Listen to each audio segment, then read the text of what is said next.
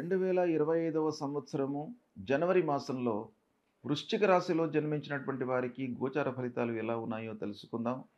ముందుగా ఈ వృశ్చిక రాశి జాతకులకు ఈ జనవరి మాసంలో గ్రహస్థితి ఎలా ఉంది, ముఖ్యమైనటువంటి గ్రహాలు ఏ ఏ స్థానాలలో సంచరిస్తున్నాయో చూద్దాం. సూర్యుడు 14వ తారీఖు వరకు 2వ స్థానంలో ప్రతికూలంగా సంచరిస్తున్నాడు. 14 నుండి మాసాంతం వరకు తృతీయ స్థానంలో ప్రవేశించి సంచరిస్తున్నాడు. ఇది శుభప్రదంగా ఉంటుంది.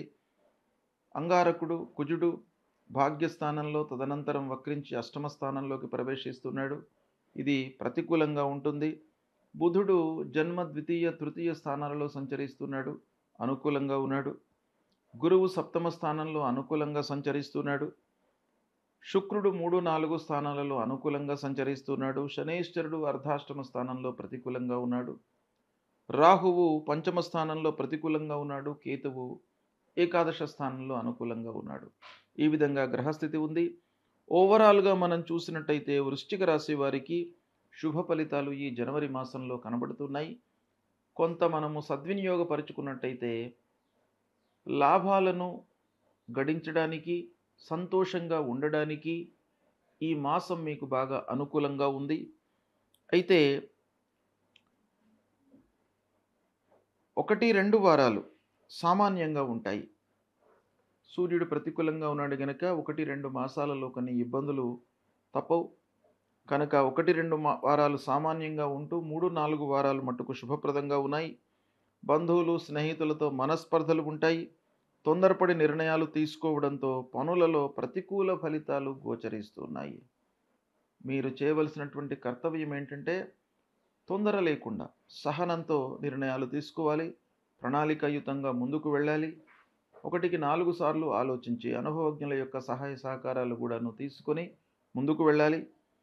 ఇక పూర్వం ఉన్నటువంటి సమస్యలు, వాటి మూలకంగా రుణభారం పెరిగేటువంటి అవకాశాలు ఉన్నాయి కాబట్టి ఆర్థికపరమైనటువంటి సమస్యలపై మీరు మనస్సు నిలపాలి. ఎందుకంటే ధనమూలమిదం జగత్ కాబట్టి ఆర్థికంగా మనం బాగా ఉన్నట్టయితే బాగా ఉంటుంది, లేని పక్షంలో ఇబ్బందులు తప్పవు. కనుక ఆర్థికపరమైనటువంటి సమస్యలను ఎక్కడికక్కడ ఎప్పటికప్పుడు మీరు దాన్ని సాల్వ్ చేసుకోవడానికి ప్రయత్నాలు బాగా చేసుకోవాలి. ఇంటి వాతావరణం సంతృప్తిగా ఉంటుంది. బయట వ్యక్తులతో మట్టుకు మీరు జాగ్రత్తగా ఉండాలి. ఇకపోతే అనవసరమైనటువంటి విమర్శలకు, నిందలకు గురయ్యేటువంటి అవకాశాలు ఈ మాసంలో బాగా కనబడుతున్నాయి కాబట్టి విమర్శలలోకి వెళ్లకుండా, అంటే మధ్యవర్తిత్వము వహించకుండా ఉండడము, తర్వాత హైయప్స్తో, సమాజంలో మంచి స్థితిలో ఉన్నటువంటి వారితో స్నేహ సంబంధాలు పెంపొందించుకోవడానికై ప్రయత్నాలు చేయాలి.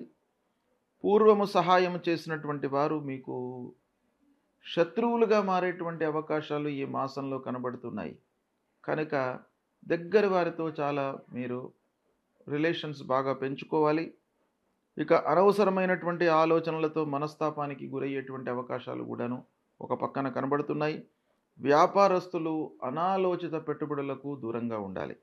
ఆలోచించి కొంత వ్యవహారం చేసినట్టయితే మీకు లాభాలు ఉంటాయి. కాబట్టి సాధారణంగా చేసేటువంటి పెట్టుబడుల లోపల ఇబ్బందులు లేవు.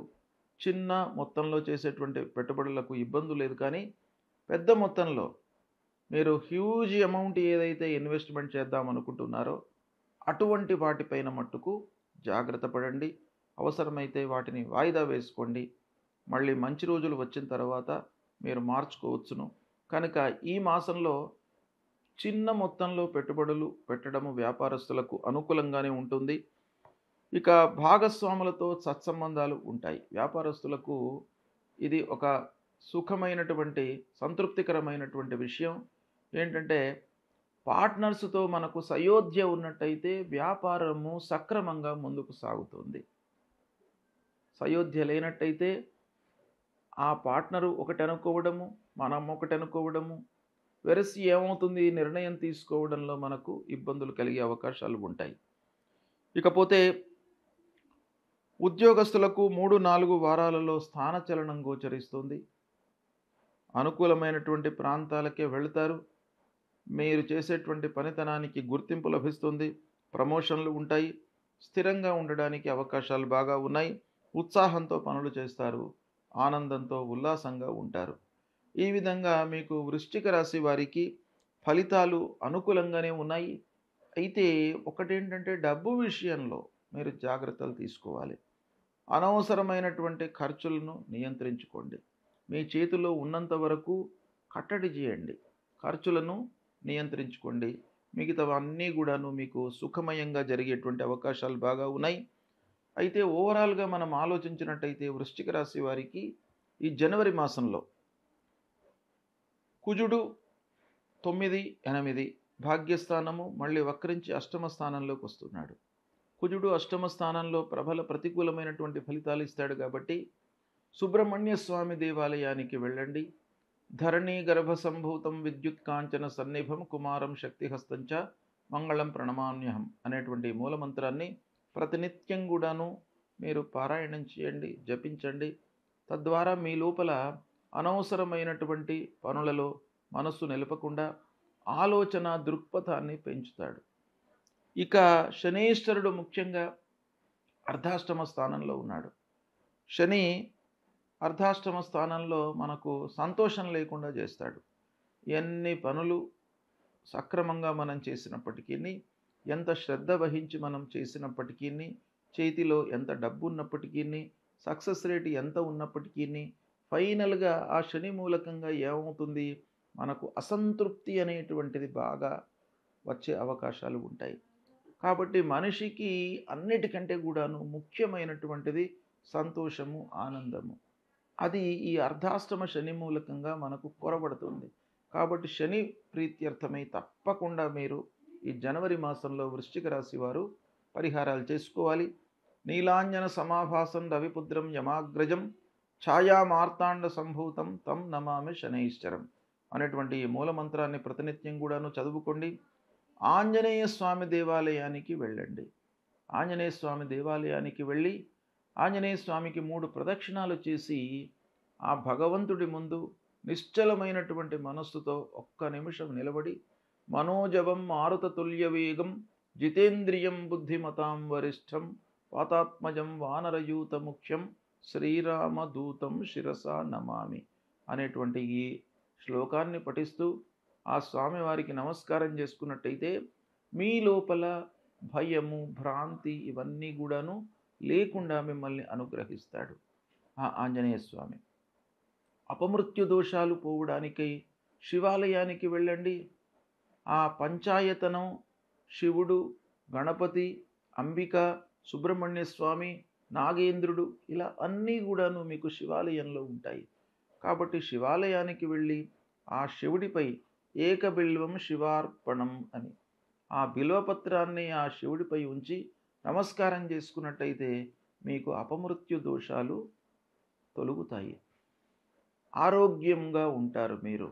మీ లోపల భయం లేకుండా ఆ భగవంతుడు, ఆ శివుడు, శంకరుడు మిమ్మల్ని అనుగ్రహిస్తాడు. ఇక రాహువు అమ్మవారు, అందులోనే మీకు శివాలయం లోపలనే అమ్మవారు కూడా ఉంటుంది. కాబట్టి ప్రత్యేకంగా మీరు మళ్ళీ అమ్మవారి దేవాలయానికి వెళ్ళవలసినటువంటి అవసరం లేదు. శివాలయానికి వెళ్ళినట్టయితే ఆ శివాలయం లోపల మీకు మధ్యలో శంకరుడు ఉంటాడు, గణపతి ఉంటాడు, అమ్మవారు ఉంటుంది, సుబ్రహ్మణ్య స్వామి ఉంటాడు, నాగరాజు ఉంటాడు, విష్ణుమూర్తి ఉంటాడు, సూర్యభగవానుడు ఉంటాడు. ఇలా ప్రధానమైనటువంటి గ్రహాలన్నీ కూడాను ఆ పంచాయతనంలో మనకు కనబడతాయి గనక ఒక్క శివాలయానికి వెళ్ళండి. మీకు ఈ అర్ధాష్టమ శనితో పాటు రాహువుకు సంబంధించినటువంటి దోషాలన్నీ కూడాను దూరమవుతాయి. కనుక ఇది పాటించండి, మీకు శుభ ఫలితాలు కలుగుతాయి. శుభం.